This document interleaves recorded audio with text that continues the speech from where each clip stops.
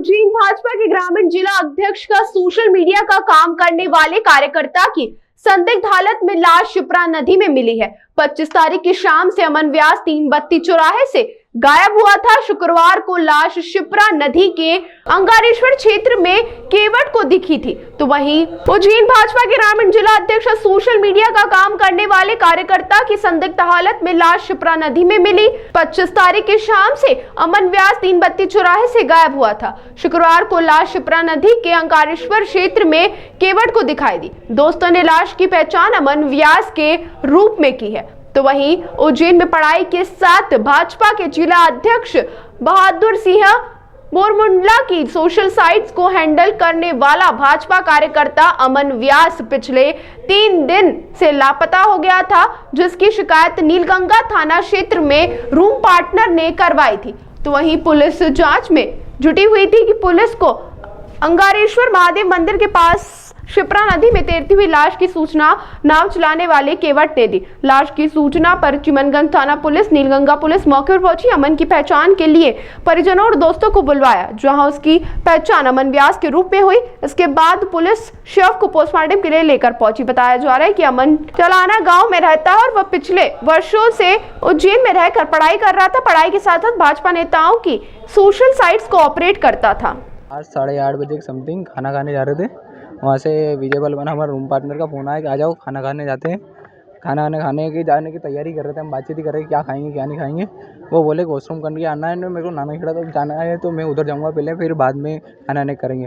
तो वॉशरूम करने गए, फिर ने उधर से आए नहीं। 10-15 मिनट हो गए, फिर हम देखने गए, मिले नहीं। फिर बाइक से हम ढूंढा, फिर भी नहीं मिले। फिर 10-10:30 बजे तक हमने ढूंढने तैयारी करी, वहाँ तक करा। फिर फ़ोन लगाने की कोशिश की, फ़ोन बंद आ गया था। फिर सुबह जिलाध्यक्ष जी के मेरे पास फ़ोन आया कि अमन का फ़ोन लग नहीं रहा है और आप देखो, ये नहीं हो तो फिर परिवारजनों से संपर्क करके बताओ सभी को क्या है क्या नहीं है। तो हमने पहले तो और ज़्यादा ढूंढने की कोशिश करी, जो भी मतलब उनके साथ में काम करने वाले व्यक्ति, उनसे सबसे बात करने की ये कोशिश करी। सबसे बात हुई तो वो बोले कि नहीं, मेरे पास किसी का फ़ोन नहीं आया, ना अमन से मैं संपर्क में हूँ। और फिर तैयारी तो फिर धीरे उनकी मम्मी का कॉल आया मेरे पास। तो 1-2 बार पहले भी ऐसा हो चुका है कि उनका फ़ोन बंद रहता है, तो आ जाते हैं मतलब एक दिन में कभी। कोई परेशानी या कोई किसी से विवाद या ऐसा कुछ? ऐसा तो कुछ हमारे सामने बात नहीं, कॉल भी आता था नहीं, तो उठ के मतलब हम साथ में बैठे हैं सब, तो उठ के सीधे अलग चले जाते थे बात करने। किसी से बातचीत करता था? किसी से अब ये प्रॉपर बातचीत करने में तो कॉल आते ही रहते हैं। वो पीए बोरमुंडला जी पीए, तो उनके मतलब कार्य जहाँ भी कार्यक्रम वगैरह होता है तो फोटो वही क्लिक करते थे। तो सब मतलब सारे कौन से कॉलेज में? अपेक्स से इंदौर से MBA चल रहा था उनका, प्राइवेट कर रहा था। हाँ। वहाँ फिर जाते थे कॉलेज में? नहीं वहाँ कभी कभार ही मतलब किसी से वहाँ से संपर्क? वहाँ से हमारे कोई क्या मालूम कॉलेज से संपर्क कभी रूम पर कोई मिलने आया हो? नहीं, रूम से तो कोई नहीं आया। रूम पर हम गए थे एग्जाम देने, अमन मैडम मैं दिलाने गया था, 1-2 पेपर भी दिलवाया, मैं गया था साथ में 1-2 पेपर। फिर दुश्मनी या कोई अफेयर? नहीं, ऐसा तो हमारे मतलब मेरे देखते हुए तो नहीं पता चला अभी तक। और कॉल डिटेल से कभी पता चल जाए किससे बात करे या किसी से नहीं करा। आप लोग कब से साथ में? हम तो मतलब 1.5-2 साल समथिंग हो गए। किस तरह का व्यवहार रहता था आपका उनके साथ? मतलब हंसी मजाक, वो लड़का मतलब अपन सोच नहीं सकते ऐसे व्यक्ति थे, हर एक व्यक्ति में घुल मिल जाते थे। सोशल मीडिया का काम और ये डिजिटल काम में हमारी मदद करता था। अभी 4-6 महीने से वो युवा मोर्चे का जिला कार्य समिति का सदस्य भी होकर के युवा मोर्चे का भी काम कर रहा था। 19 तारीख को महामहिम माननीय राज्यपाल महोदया जिस दिन आई थी, उस दिन तक मेरे साथ में था। और उसके बाद में उसके घर पे श्राद्ध थे, तो वो बोल रहा था 2 दिन मुझे श्राद्ध में जाना है, तो उसी दिन वो श्राद्ध में चला गया था पान-बिहार से सीधा।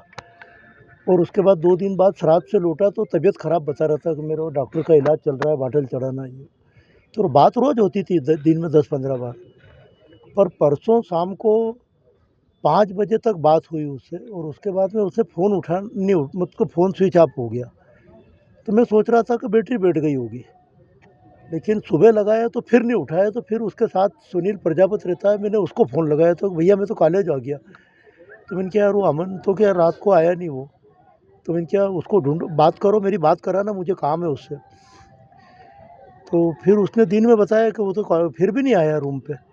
तो मैंने क्या ढूंढ के मेरे को बताओ, बात कराओ, मेरी अर्जेंट बात करना है। शाम को 4-5 बजे, कल शाम को 4-5 बजे फिर मैंने उस सुनील प्रजापति को बोला, मैंने क्या वो 24 घंटे से अगर रूम पे नहीं है और तुम उसके रूम के साथी हो, तो तुम्हारी ड्यूटी बनती है कि तुम उसके माता पिता को और उसके घर पे खबर करो। और उसके परिवार के कुछ लोगों को साथ में ले जाके पुलिस को खबर करो। मैं भी पुलिस को बोलता हूँ ताकि जो भी कार्रवाई हो, तो ठीक है मैं करता हूँ। तो फिर उसने बात करी और वो 8-9 बजे फ़ोन आया कि हम थाने पे जा रहे हैं। फिर मैंने एसपी साहब को बता दिया। 2-3 बार एसपी साहब से बात हुई। पहले इनको हमने माधवनगर भेजा, जब मालूम पड़ा कि वो नीलगंगा का मामला है तो फिर साहब एसपी साहब को बात करी तो उन्होंने कहा ठीक है, मैं नीलगंगा बात हो गई, उन्होंने वहाँ भी बता दिया। और सुबह भी मेरे कनोडिया जी से बात हुई, अभी सुबह भी हुई, तो वो यही बोलते रहते सब उसमें थोड़ा प्रोसेस है उसका, ये सब साइबर सेल और ये सब लोग उसका एक सिस्टम में उसको 12-15 घंटे लगते हैं। तो उसको आप निश्चिंत रहें, हम आज दोपहर तक पता चल जाएगा कि उसकी किस किस से बात हुई और क्या हुई और वो कहाँ है, कि हम दोपहर तक पता लगा लेंगे। लेकिन उस बीच उस सुनील प्रजापत ने बोला कि सर अभी एक खबर मिली है कि एक काले कपड़े में एक लाश मिली है, तो हम वहाँ देखने जा रहे हैं। ये अभी 10-11 बजे बताया और 1 घंटे बाद फिर सूचना मिली कि वो अमन ही है। कोई सुसाइड नोट या ऐसा कुछ मिला उसके पास? नहीं, मैं तो अभी आया हूँ, पर ऐसा तो कुछ नहीं, बहुत खुश था वो, तो बात करता था वो लगातार कि ये कर लेंगे वो कर लेंगे। नहीं ऐसा कोई डिप्रेशन में नहीं था। और जिस दिन हम लोग यहाँ, मैं सुबह महामहिम आए थे, उस दिन मैं सुबह जल्दी आ गया था 8 बजे, मेरा उपवास था। लेकिन उसके बाद फिर मुझे उधर जाना था पानबिहार और उस क्षेत्र में, तो फिर हम जल्द सुसाइड है या फिर और कोई कारण है?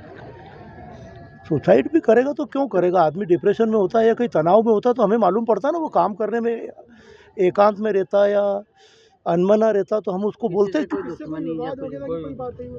नहीं। हमारे सामने तो कोई ऐसी परिवार की, हम तो और कोई, बल्कि वो तो शेयर करते थे, दूसरे लोग कोई अपसेट रहते थे तो उसके मामले में वो बोलता था देखो ये अभी ऐसा, पर वो तो बहुत आशंका है कुछ दूसरी चीज? नहीं, मुझे तो कुछ भी नहीं लग रहा। मैं तो खुद मतलब मैं तो ये सोच रहा था कि काम करते करते थक गया होगा तो ये मोबाइल बंद करके एक आध दिन या कहीं आराम करने चला गया, मेरे तो मन में ये था उसे। पर ऐसा मालूम नहीं कि ऐसा तो पहले सुन के एकदम आराम करने चला जाएगा।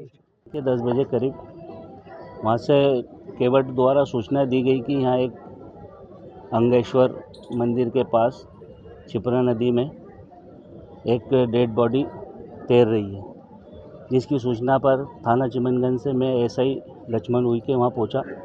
तस्दीक की गई।